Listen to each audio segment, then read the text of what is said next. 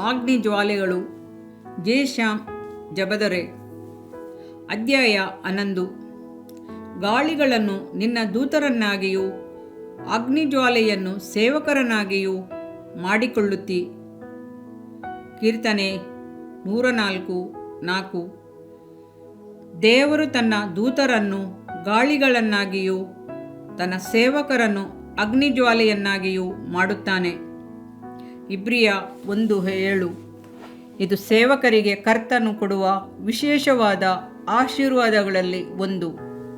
ದೇವ ಮಗುವೆ, ನೀನು ಕರ್ತನ ಸೇವೆ ಮಾಡಲು ಇಷ್ಟಪಡುವಿಯಾದರೆ ಕರ್ತನು ನಿನ್ನನ್ನು ಅಗ್ನಿಜ್ವಾಲೆಯನ್ನಾಗಿ ಮಾಡಲು ಇಷ್ಟಪಡುತ್ತಾನೆ ಎಂಬುದನ್ನು ಮರೆಯಬೇಡ. ಚಿಕ್ಕ ಸೇವೆ ಮಾಡಿದರೂ, ರಜಾಕಾಲದ ಪಾಠಶಾಲೆ ನಡೆಸಿದರೂ, ಕರ್ತನಿಗಾಗಿ ಹಾಡುಗಳನ್ನು ಬರೆದು ರಾಗಗಳನ್ನು ಕಟ್ಟಿ ಹಾಡುವ ಸೇವೆಯಾದರೂ, ಯಾವ ಸೇವೆಯಾದರೂ ನಿನ್ನನ್ನು ಅಗ್ನಿಜ್ವಾಲೆಯನ್ನಾಗಿ ಮಾಡುವನು. ಪಾಪವು ನಿನ್ನ ಬಳಿಗೆ ಬಾರದಂತೆ, ಶೋಧನೆಗಳಿಗೆ ಒಳಗಾಗದಂತೆ ಅಗ್ನಿಜ್ವಾಲೆಯಾಗಿ ನೀನು ಉರಿದು ಪ್ರಕಾಶಿಸುವುದನ್ನು ಕರ್ತನು ನೋಡಲು ಅಪೇಕ್ಷಿಸುತ್ತಾನೆ. ಕರ್ತನು ನಿನ್ನನ್ನು ಅಗ್ನಿಜ್ವಾಲೆಯಾಗಿ ಮಾಡುವಾಗ ಯಾವ ಕೇಡು ನಿನ್ನ ಬಳಿಗೆ ಬರುವುದಿಲ್ಲ. ಮಂತ್ರವಾದಿಗಳು ಆ ಅಗ್ನಿಜ್ವಾಲೆಯನ್ನು ಕಂಡು ಭಯಪಡುತ್ತಾರೆ. ಮಾಟ, ಮಂತ್ರ ಶಕ್ತಿಗಳು ಉರಿದು ಬೂದಿಯಾಗುವು. ಕರ್ತನು ತನ್ನ ಸೇವಕರನ್ನು ಅಗ್ನಿಜ್ವಾಲೆಯನ್ನಾಗಿ ಮಾಡುವುದಕ್ಕಾಗಿಯೇ ಭೂಮಿಗೆ ಇಳಿದು ಬಂದನು. ನಾನು ಬೆಂಕಿಯನ್ನು ಭೂಮಿಯ ಮೇಲೆ ಹಾಕಲು ಬಂದೆನು, ಅದು ಇಷ್ಟರೊಳಗೆ ಹತ್ತಿಕೊಂಡಿದ್ದರೆ ಎಷ್ಟೋ ಸಂತೋಷ ಎಂದು ಯೇಸು ಹೇಳುವುದನ್ನು ಗಮನಿಸಿರಿ. ಅಗ್ನಿಯನ್ನು ಹಾಕಲು ಬಂದ ಕ್ರಿಸ್ತನನ್ನು, ಸ್ನಾನಿಕನಾದ ಯೋಹಾನನನ್ನು ನೋಡಿ, ನಾನು ನಿಮಗೆ ನೀರಿನಲ್ಲಿ ದೀಕ್ಷಾಸ್ನಾನ ಮಾಡಿಸುತ್ತೇನೆ, ಆದರೆ ನನ್ನ ಹಿಂದೆ ಬರುವವನು ನನಗಿಂತಲೂ ಶಕ್ತನು. ಆತನು ಅಗ್ನಿಯಿಂದಲೂ ಆತ್ಮನಿಂದಲೂ ನಿಮಗೆ ಸ್ನಾನ ಮಾಡಿಸುತ್ತಾನೆ. ಹಳೆಯ ಒಡಂಬಡಿಕೆಯ ಪ್ರವಾದಿಯಾದ ಯೆಹೋವನು ಕರ್ತನು ತನ್ನ ಸೇವಕರ ಮೇಲಿಟ್ಟಿರುವ ಕೃಪೆಯನ್ನು ಕಂಡು, ಇದಲ್ಲದೆ ಆ ದಿನಗಳಲ್ಲಿ ದಾಸದಾಸಿಯರ ಮೇಲೆಯೇ ನನ್ನ ಆತ್ಮವನ್ನು ಸುರಿಸುವೆನು ಎಂದು ಪ್ರವಾದನ ಹೇಳಿರುವುದನ್ನು ನೋಡುತ್ತೇವೆ. ಯೆಹೋವೇಲ 2:29. ಆ ಪ್ರವಾದನೆಯು ಯೇಸುವಿನ ದಿನಗಳಲ್ಲಿ ಪೆಂತೆಕೋಸ್ತ್ ದಿನದಲ್ಲಿ ನೆರವೇರಿತು. ಅಂದು ಶಿಷ್ಯರುಗಳು ಮೇಲಂತಸ್ತಿನ ಕೋಣೆಯಲ್ಲಿ ಏಕಮನಸ್ಸಿನಿಂದ ಕೂಡಿ ಪ್ರಾರ್ಥಿಸುತ್ತಿದ್ದಾಗ ಎಲ್ಲರೂ ಆತ್ಮದಿಂದಲೂ ಅಗ್ನಿಯಿಂದಲೂ ತುಂಬಲ್ಪಟ್ಟರು. ಉರಿಯಂತಿದ್ದ ನಾಲಿಗೆಗಳು ವಿಂಗಡಿಸಿಕೊಳ್ಳುವ ಹಾಗೆ ಅವರಿಗೆ ಕಾಣಿಸಿ, ಅವರಲ್ಲಿ ಒಬ್ಬರ ಮೇಲೆ ಒಂದೊಂದಾಗಿ ಕೂತುಕೊಂಡವು. ಆಗ ಅವರೆಲ್ಲರೂ ಪವಿತ್ರಾತ್ಮಭರಿತವಾಗಿ ಆ ಆತ್ಮ ತಮಗೆ ನುಡಿಯುವ ಶಕ್ತಿಯನ್ನು ಕೊಡುವ ಪ್ರಕಾರ ಬೇರೆ ಬೇರೆ ಭಾಷೆಗಳಿಂದ ಮಾತಾಡುವುದಕ್ಕೆ ಪ್ರಾರಂಭಿಸಿದರು. ಅಪೊಸ್ತಲ ಕೃತ್ಯ 2:3-4. ದೇವಮಗುವೆ, ಯಾವಾಗಲೂ ಕರ್ತನ ಆತ್ಮನಿಂದ ತುಂಬಿರು. ಆತ್ಮದಿಂದಲೂ ಸತ್ಯದಿಂದಲೂ ಕರ್ತನನ್ನು ಆರಾಧಿಸು. ಕರ್ತನಾದ ಯೆಹೋವನ ಆತ್ಮವು ನನ್ನ ಮೇಲೆ ಅದೆ. ಆತನು ನನ್ನನ್ನು ಬಡವರಿಗೆ ಶುಭವರ್ತಮಾನವನ್ನು ಸಾರುವುದಕ್ಕೆ ಅಭಿಷೇಕಿಸಿದನು. ಮನ ಮುರಿದವರನ್ನು ಕಟ್ಟಿ ವಾಸಿ ಮಾಡುವುದಕ್ಕೂ ನನ್ನನ್ನು ಅಭಿಷೇಕಿಸಿದನು ಎಂದು ಹೇಳಿ ದೇವರ ಅಗ್ನಿಯೊಂದಿಗೆ ಮುಂದುವರಿಯಿರಿ. ಸತ್ಯವೇದದಲ್ಲಿರುವ ಸೇವಕರೆಲ್ಲರನ್ನು ನೋಡಿರಿ. ಅವರೆಲ್ಲರೂ ಕರ್ತನಿಗಾಗಿ ಅಗ್ನಿಜ್ವಾಲೆಗಳಾಗಿ ಉರಿದು ಪ್ರಕಾಶಿಸಿದರು. ಏಲಿಯನು ಅಗ್ನಿ ಜ್ವಾಲೆಯಾಗಿದ್ದನು. ಅಗ್ನಿಯಲ್ಲಿ ಉತ್ತರ ಕೊಡುವ ದೇವರೆಂದು ಶಬ್ದ ಮಾಡಿ ಮೊಳಗಿದನು. ನೋಡಿರಿ, ಅವನು ಅಗ್ನಿ ಜ್ವಾಲೆಯಾಗಿ ಇದ್ದುದರಿಂದ ಅವನನ್ನು ಎದುರುಗೊಳ್ಳಲು ಅಗ್ನಿಮಯವಾದ ರಥಾಶ್ವಗಳು ಬಂದವು. ಏಲಿಯನು ಅಗ್ನಿರಥಗಳನ್ನು ಕುದುರೆಗಳನ್ನು ನೋಡಿ ಭಯಪಡಲಿಲ್ಲ, ಓಡಲಿಲ್ಲ. ಆ ಅಗ್ನಿರಥದಲ್ಲಿ ಕುಳಿತು ಸುಳಿಗಾಳಿಯಲ್ಲಿ ಪರಲೋಕಕ್ಕೇರಿ ಹೋದನು. ದೇವಮಗುವೆ, ನೀನು ದೇವರಿಗಾಗಿ ಅಗ್ನಿಜ್ವಾಲೆಯಾಗಿ ಪ್ರಕಾಶಿಸುವೆಯಾ?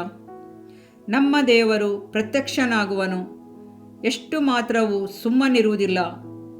ಆತನ ಮುಂಭಾಗದಲ್ಲಿ ಬೆಂಕಿ ಪ್ರಜ್ವಲಿಸುತ್ತದೆ, ಆತನ ಸುತ್ತಲೂ ಬಿರುಗಾಳಿ ಬೀಸುತ್ತದೆ. ಕೀರ್ತನೆ 53. ಇದರಿಂದ ನಿನ್ನ ದೇಹಕ್ಕೆ ಆರೋಗ್ಯವು, ಎಲುಬುಗಳಿಗೆ ಸಾರವು ಉಂಟಾಗುವವು. ಜ್ಞಾನೋಕ್ತಿಗಳು 3ನೇ ಅಧ್ಯಾಯ 8ನೇ ವಾಕ್ಯ. ಪ್ರಿಯ ವೀಕ್ಷಕರೇ ಮತ್ತು ಕರ್ತನಲ್ಲಿ ಸಹೋದರ ಸಹೋದರಿಯರೇ, ನೀವು ನಮ್ಮ ಈ ಕಾರ್ಯಕ್ರಮವನ್ನ ವೀಕ್ಷಿಸಿದ್ದಕ್ಕಾಗಿ ದೇವರ ನಾಮದಲ್ಲಿ ನಿಮಗೆ ವಂದನೆಗಳು. ದೇವರ ವಾಕ್ಯವು ನಮ್ಮ ಎಲುಬಿಗೆ ಬಲವು, ಸಾರವೂ ಆಗಿದೆ ಎಂದು ಸತ್ಯವೇದವು ಹೇಳುವಂತೆ ಈ ಕಾರ್ಯಕ್ರಮವು ನಿಮಗೆ ಆಶೀರ್ವಾದಕರವಾಗಿದೆ ಎಂದು ನಂಬುತ್ತೇವೆ. ಪ್ರಿಯ ವೀಕ್ಷಕರೇ, ನಮ್ಮ ಈ ಸೇವೆಗಾಗಿ ಪ್ರಾರ್ಥಿಸಿರಿ ಮತ್ತು ಎಲ್ಲಾ ಕಾರ್ಯಕ್ರಮಗಳನ್ನ ಇತರರೊಂದಿಗೆ ಶೇರ್ ಮಾಡಿರಿ. ಅದೇ ರೀತಿಯಾಗಿ ನಮ್ಮ ಈ ಯೂಟ್ಯೂಬ್ ಚಾನೆಲ್ ಅನ್ನು ಸಬ್ಸ್ಕ್ರೈಬ್ ಮಾಡಿರಿ ಹಾಗೂ ಲೈಕ್ ಮಾಡಿ. ನಿಮ್ಮ ಅನಿಸಿಕೆಗಳನ್ನು ಕಮೆಂಟ್ ಬಾಕ್ಸ್ನಲ್ಲಿ ನಮಗೆ ತಿಳಿಯಪಡಿಸಿ. ನಮ್ಮ ಸಂಖ್ಯೆ 7022104605. ಈ ಸಂಖ್ಯೆಗೆ ಕರೆ ಮಾಡಿರಿ. ಒಬ್ಬ ಪಾಪಿಯ ಪ್ರಾರ್ಥನೆ. ಯೇಸುವನ್ನು ರಕ್ಷಕನಾಗಿ ಅಂಗೀಕರಿಸಲು ಮಾಡಬೇಕಾದ ಪ್ರಾರ್ಥನೆ. ಪ್ರಿಯ ಪರಲೋಕದ ತಂದೆಯೇ, ಯೇಸುವಿನ ಹೆಸರಿನಲ್ಲಿ ನಾನು ನಿನ್ನ ಬಳಿಗೆ ಬಂದಿದ್ದೇನೆ. ನನ್ನ ಬಳಿಗೆ ಬರುವವರನ್ನು ನಾನು ತಳ್ಳಿಬಿಡುವುದೇ ಇಲ್ಲ. ಯೋಹಾನ 6:37 ಎಂದು ನಿನ್ನ ವಾಕ್ಯ ಹೇಳುತ್ತದಲ್ಲ. ಆದ್ದರಿಂದ ನೀನು ನನ್ನನ್ನು ತಳ್ಳಿಬಿಡದೆ ನನ್ನನ್ನು ಸೇರಿಸಿಕೊಳ್ಳುವಿ ಎಂದು ನನಗೆ ಗೊತ್ತಿದೆ. ಆದ್ದರಿಂದ ನಾನು ನಿನಗೆ ಸ್ತೋತ್ರ ಮಾಡುತ್ತೇನೆ. ನೀನು ನಿನ್ನ ವಾಕ್ಯದಲ್ಲಿ ನೀನು ಯೇಸುವನ್ನೇ ಕರ್ತನೆಂದು ಬಾಯಿಂದ ಅರಿಕೆ ಮಾಡಿಕೊಂಡು ದೇವರು ಆತನನ್ನು ಸತ್ತವರೊಳಗಿಂದ ಎಬ್ಬಿಸಿದನೆಂದು ಹೃದಯದಿಂದ ನಂಬಿದರೆ ನಿನಗೆ ರಕ್ಷಣೆಯಾಗುವುದು ಎಂತಲೂ, ಕರ್ತನ ನಾಮವನ್ನ ಹೇಳಿಕೊಳ್ಳುವವರೆಲ್ಲರಿಗೆ ರಕ್ಷಣೆಯಾಗುವುದೆಂತಲೂ ಬರೆದಿದೆ. ರೋಮ 10:9 13ನೇ ವಾಕ್ಯ. ಯೇಸು ಕ್ರಿಸ್ತನು ದೇವಕುಮಾರನೆಂದು ನನ್ನ ಹೃದಯದಲ್ಲಿ ನಂಬುತ್ತೇನೆ. ನನ್ನನ್ನು ನೀತಿವಂತನನ್ನಾಗಿ ಮಾಡುವುದಕ್ಕಾಗಿ ಆತನು ಸತ್ತವರೊಳಗಿಂದ ಎಬ್ಬಿಸಲ್ಪಟ್ಟನು ಎಂದು ನಂಬುತ್ತೇನೆ. ನಾನು ಆತನ ನಾಮವನ್ನ ಹೇಳಿಕೊಳ್ಳುತ್ತೇನೆ. ಯೇಸುವೇ, ನೀನೇ ಕರ್ತನು.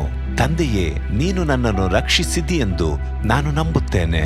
ನಿನ್ನ ವಾಕ್ಯವು ಹೇಳುತ್ತದೆ, ಮನುಷ್ಯನು ಹೃದಯದಿಂದ ನಂಬುವುದರ ಮೂಲಕ ನೀತಿಯು ದೊರಕುತ್ತದೆ, ಬಾಯಿಂದ ಅರಿಕೆ ಮಾಡುವುದರ ಮೂಲಕ ರಕ್ಷಣೆಯಾಗುತ್ತದೆ.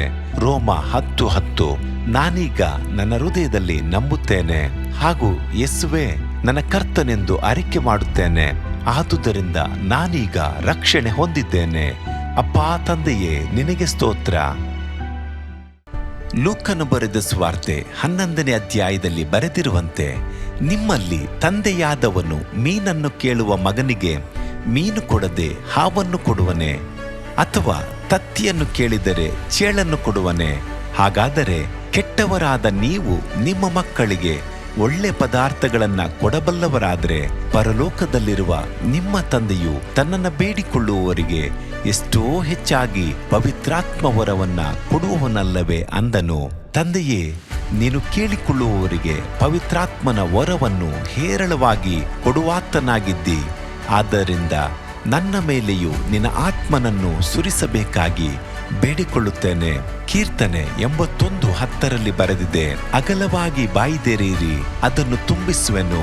ಕರ್ತನೇ, ನನ್ನನ್ನು ಪವಿತ್ರಾತ್ಮನಿಂದ ತುಂಬಿದಂತ ನೀನು ನನ್ನನ್ನು ಅನ್ಯ ಭಾಷೆಯ ವರದಿಂದಲೂ ತುಂಬುವವನಾಗಿದ್ದಿ ಎಂದು ನಂಬುತ್ತೇನೆ.